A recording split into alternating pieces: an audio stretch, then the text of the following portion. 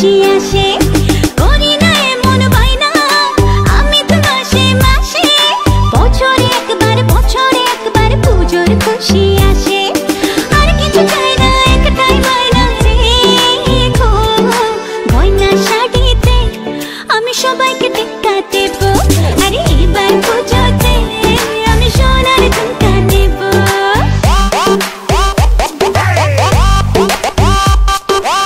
ঝুমকা ঝুমকা সোনার ঝুমকা রাখবো তোমার বায়না গো, সোনার অঙ্গে সোনার গয়না আমি তোমার আয়না গো।